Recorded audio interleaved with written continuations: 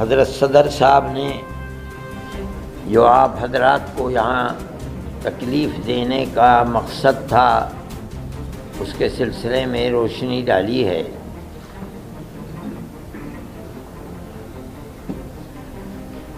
مسلمان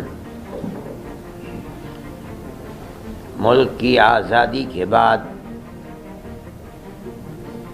اس طرح کے مسائل میں گھرا ہوا ہے۔ بابری مسجد کا مسئلہ تھا، لیکن اسی زمانے میں مختلف مسجدوں کے مسئلے، خود دلی کی جامع مسجد کا مسئلہ ہے، احمد آباد کی مسجد کا مسئلہ ہے، سنبھل کی مسجد کا مسئلہ ہے، متھرا ہے، یہ تمام مسائل اٹھ رہے تھے۔ لیکن اس وقت جس تیزی کے ساتھ یہ مسائل اٹھے ہیں ان سے یہ محسوس ہوتا ہے کہ قانون کو سامنے رکھ کر فیصلہ کرنے کی ذمہ داری جن کورٹوں کے اوپر ہے وہاں ایسی لچک اور ڈھیل پیدا ہوئی ہے کہ جو لوگ عبادت گاہوں پر قبضہ کرنے کا پروگرام چاہتے تھے ان کو سہولت اور آسانی مل رہی ہے۔ کانگریس گورنمنٹ کے زمانے میں سن 91 کا قانون بنا تھا، ہمیں اس کے اوپر بھی یہ اعتراض تھا کہ بابری مسجد کو اس سے الگ کیوں کیا جا رہا ہے، لیکن کیا گیا کیونکہ جمعیت علماء ہی اس کیس کو لڑ رہی تھی، اور ہم پوری قوت کے ساتھ جو بہتر سے بہتر وکیل تھے ان کو سامنے لا کر ہم نے اپنے دعوے کو پیش کیا، اور ہم بار بار یہ بات کہتے تھے کہ ثبوت اور شواہد کی بنیاد کے اوپر، یعنی قانونی دلائل کی بنیاد پر جو فیصلہ سپریم کورٹ کا ہوگا ہم اسے قبول کریں گے۔ سپریم کورٹ کا ایک فیصلہ کہ مسجد اپنی جگہ ہے، کسی مندر کو توڑ کر نہیں بنائی گئی، یعنی جہاں بابری مسجد ہے وہ رام جنم بھومی نہیں ہے، یہ فیصلہ کورٹ نے دے دیا سپریم کورٹ میں۔ یہ دلیل تھی، سروے ہوا تھا، سروے سے ثابت ہوا کہ یہاں کوئی دوسری عمارت نہیں تھی۔ لیکن ایک دوسرا فیصلہ کہ ہم یہ مسجد اکھاڑے کو دیتے ہیں، اس کی کوئی دلیل، کوئی ثبوت، کوئی شواہد نہیں۔ سپریم کورٹ کے اس فیصلے نے، آپ خود دنیا کو دیکھیں، ملک کو دیکھیں، اس فیصلے نے کہ ہم عقیدت کی بنیاد پر اس مسجد کو توڑوا کر کے ہم اکھاڑے کو دیتے ہیں، اس نے جو راستہ دکھلایا ہے اس راستے دکھلانے کے بعد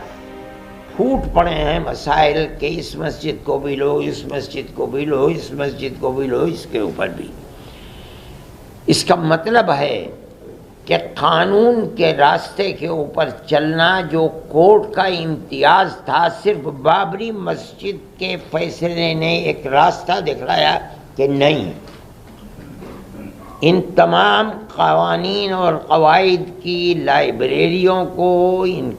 ان کے کتابوں کو آگ لگاؤ، کوئی چیز نہیں ہے۔ فیصلے مذہب کے اندر جو بھی ہوں گے وہ عقیدے کی بنیاد کے اوپر ہوں گے، عقیدت مندی کی بنیاد پر ہوں گے، تو ملک کیسے چلے گا؟ یہ تو ایک تصور یہ دیا جا رہا ہے کہ جہاں بھی اکثریت اس ملک کے اندر اپنی عقیدت کی بنیاد کے اوپر کسی مسئلے کو لائے گی، وہاں حقیقت اور ثبوت و شواہد کو نہیں دیکھا جائے گا، بلکہ وہاں یہ دیکھا جائے گا کہ اکثریت کی عقیدت مندی کیا چاہتی ہے، جو چاہتی ہے اس کو پیش کر دیا جائے گا، تو ملک کیسے چلے گا؟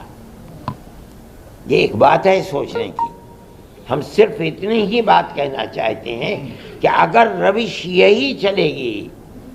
تو چاہے وہ کسی بھی اقلیت کا فرد ہو، چاہے وہ سکھ ہو، چاہے وہ جین ہو، چاہے وہ مسلمان ہو چاہے وہ